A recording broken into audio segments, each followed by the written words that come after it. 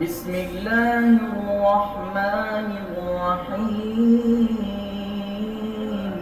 شیخ، یہ ننگے سر نماز پڑھنے کی کیا حیثیت ہے؟ ننگے سر نماز ہو جاتی ہے یا اس کے لیے سر ڈھانپنا ضروری ہے؟ الحمدللہ والصلاۃ والسلام علی رسول اللہ، اما بعد۔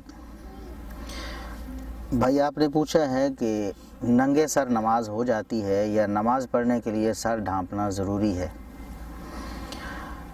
ایک بات کو آپ ذہن میں رکھیے کہ نماز کے بارے میں کہ نماز ان چیزوں سے ہوتی ہے، ان چیزوں سے نہیں ہوتی، یہ چیزیں نماز کے لیے ضروری ہیں، یہ ضروری نہیں ہیں، یا یہ منع ہے، یہ شریعت نے ہمیں بتا دیا ہے۔ نبی کریم صلی اللہ علیہ وسلم کی بڑی مفصل ہدایات اس حوالے سے موجود ہیں۔ سر ڈھانپنا یا سر ننگا رکھنا، اس کا نماز سے سرے سے کوئی تعلق نہیں، نماز کے ساتھ اس کا کوئی تعلق نہیں۔ یہ لباس کا معاملہ ہے، اور لباس کے وہ معاملات جو نماز کے حوالے سے منع تھے، شریعت نے ان کے بارے میں واضح طور پر رہنمائی فرما دی۔ مثال کے طور پر یہ شلوار، چادر، پینٹ، ازار جو ہے اس کو ٹخنے سے اوپر رکھنا ویسے ہی فرض ہے، عام حالات میں بھی فرض ہے۔ لیکن سنن ابی داؤد میں نبی کریم صلی اللہ علیہ وسلم کی ایک حدیث ہے، آپ صلی اللہ علیہ وسلم نے ایک شخص کو دیکھا کہ اس کی شلوار یا چادر جو بھی ازار تھا وہ ٹخنے سے نیچے تھا، تو آپ صلی اللہ علیہ وسلم نے اسے فرمایا کہ وضو کر کے آؤ، تم وضو دوبارہ کرو، تمہارا وضو نہیں رہا ہے، تم وضو دوبارہ کرو۔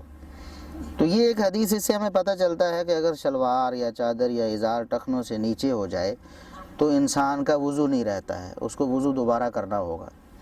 اسی طرح نبی کریم صلی اللہ علیہ وسلم کا یہ فرمان بھی صحیح بخاری وغیرہ میں موجود ہے۔ آپ صلی اللہ علیہ وسلم نے فرمایا کہ کوئی شخص اس حالت میں نماز نہ پڑھے کہ اس کے دونوں کندھے ننگے ہوں، لیس علی عاتقیہ منہ شیء، اس کے پاس ایک ہی کپڑا تھا جس سے اس نے ازار باندھا ہوا تھا، لیکن اس کے کندھوں پر کچھ نہیں تھا، تو ایسی حالت میں نماز نہ پڑھے۔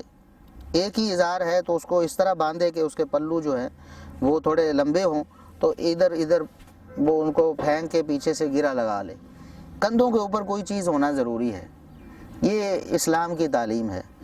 اگر اسی طرح سر کے بارے میں کوئی معاملہ ہوتا تو نبی کریم صلی اللہ علیہ وسلم فرما دیتے بھی سر بھی ڈھانپا نہ ہو تو نماز نہیں ہوتی، جس طرح اس حدیث میں فرمایا کہ کندھے ننگے نہیں ہونے چاہیے، کندھے ننگے ہونے کی حالت میں نماز نہ پڑھو، تو آپ صلی اللہ علیہ وسلم یہ بھی تعلیم فرما دیتے بھی سر ننگے ہونے کی حالت میں آپ نماز نہ پڑھو۔ دوسری بات یہ ہے کہ سنن ابی داؤد کی ایک حدیث ہے، نبی کریم صلی اللہ علیہ وسلم نے ارشاد فرمایا لا يقبل اللہ صلاۃ حائض الا بخمار، جوان عورت کی نماز اللہ رب العزت سر ڈھانپے بغیر قبول نہیں فرماتا۔ جوان عورت جب تک سر نہ ڈھانپے اس کی نماز قبول نہیں ہوتی۔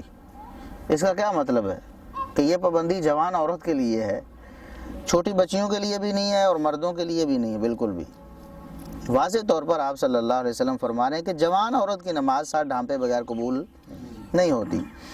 تو یہ ایسا ہی معاملہ ہے سر ڈھانپنے کا، یہ لباس کی سنت ہے۔ نبی کریم صلی اللہ علیہ وسلم کا لباس تھا، آپ صلی اللہ علیہ وسلم اکثر بیشتر، ہمیشہ نہیں، اکثر و بیشتر آپ صلی اللہ علیہ وسلم سر پہ پگڑی مبارک باندھا کرتے تھے، جس طرح آپ صلی اللہ علیہ وسلم اکثر و بیشتر جبہ پہنا کرتے تھے، اور جس طرح آپ صلی اللہ علیہ وسلم اکثر و بیشتر انگوٹھی بھی پہنا کرتے تھے۔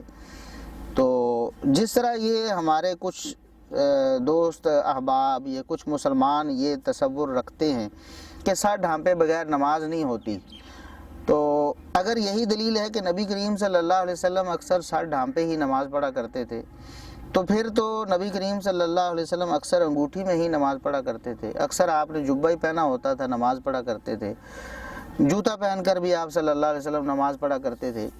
اس کا نماز سے کوئی تعلق نہیں، یہ لباس کی سنت ہے۔ اگر آپ لباس کی سنت سمجھ کے پگڑی باندھتے ہیں، کوئی رومال رکھتے ہیں، ٹوپی پہنتے ہیں، اپنے ماحول معاشرے کے رواج اور اس کے طریقے کے مطابق آپ کی اگر نیت یہ ہے کہ میں سنت پر عمل کر رہا ہوں، یقیناً اللہ رب العزت آپ کو اجر عطا فرمائے۔ اس طرح کوئی جبہ پہن لیتا ہے کہ نبی کریم صلی اللہ علیہ وسلم چونکہ جبہ پہنا کرتے تھے، میں آپ کی محبت میں جبہ پہنتا ہوں، یقیناً اللہ رب العزت کی طرف سے اسے اس پر اجر ملے گا۔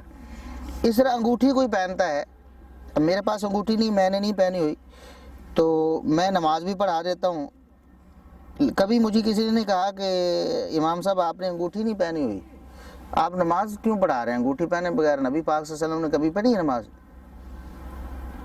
کبھی کسی سے مجھ سے کسی نے ایسا سوال نہیں کیا، نہ کبھی کسی نے کہا کہ امام صاحب آپ مصلی پہ کھڑے ہو گئے، آپ کے پاس انگوٹھی نہیں ہے، میں اپنی انگوٹھی دیتا ہوں، مہربانی کریں انگوٹھی پہن لیں پھر ہمیں نماز پڑھائیں۔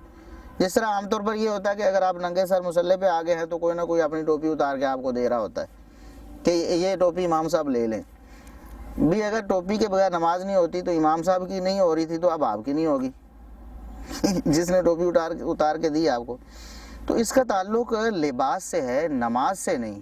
نماز سے اسی چیز کا تعلق لباس میں سے بنایا جائے گا جس کا محمد رسول اللہ صلی اللہ علیہ وسلم نے تعلق بنایا ہے۔ تو بڑی اچھی بات ہے آپ پگڑی باندھیں، بہتر تو یہ ہے کہ سنت کے مطابق آپ پگڑی باندھیں۔ پگڑی نہیں باندھتے، کوئی ٹوپی وغیرہ جو بھی آپ نے لینی ہے اچھی بات ہے، سنت پر عمل کرتے ہوئے آپ لیں۔ جبہ پہنیں، آپ انگوٹھی پہنیں، آپ اپنے ساتھ عصا رکھیں، نبی پاک صلی اللہ علیہ وسلم کی سنت ہے یہ بھی، لیکن اس کو نماز کے ساتھ ریلیٹ نہیں کر سکتے آپ۔ نماز کے ساتھ اس کو بنا کے کہ نماز نہیں ہوتی یا پھر ناقص ہوتی ہے یا پھر ثواب کم ہوتا ہے، یہ تو آپ مسواک کے بارے میں بھی نہیں کہہ سکتے۔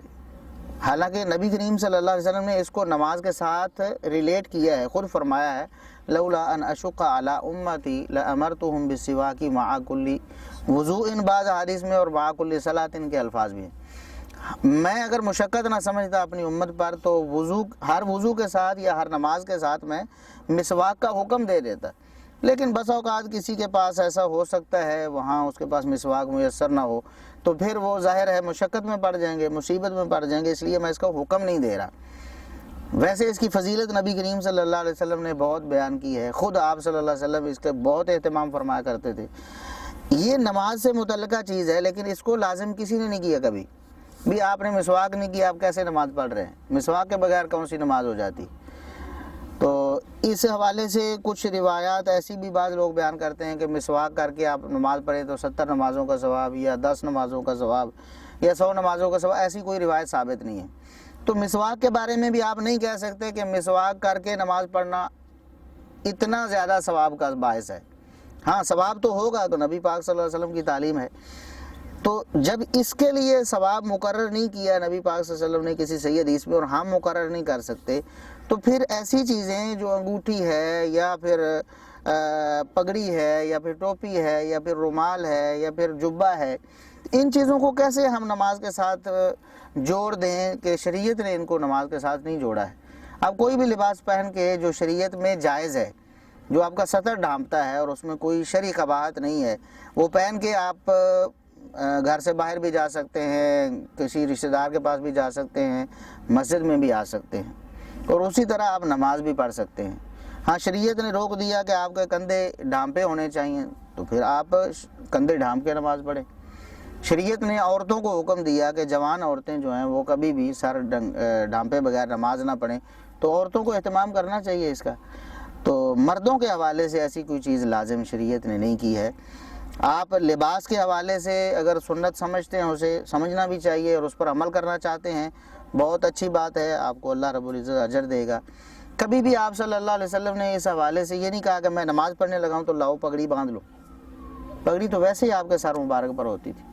جس طرح انگوٹھی کے بارے میں کبھی ایسے نہیں ہوا کہ لاؤ جی میرے انگوٹھی میں پہن لوں ذرا نماز پڑھنے لگا ہوں۔ جن چیزوں کا نماز کے ساتھ تعلق بنایا گیا ہے شریعت کی طرف سے، انہی کا ہم نے بنانا ہے، اور دوسری کو ہمیں کوئی اختیار نہیں کہ ہم اپنی طرف سے نماز کے ساتھ انہیں جوڑ دیں۔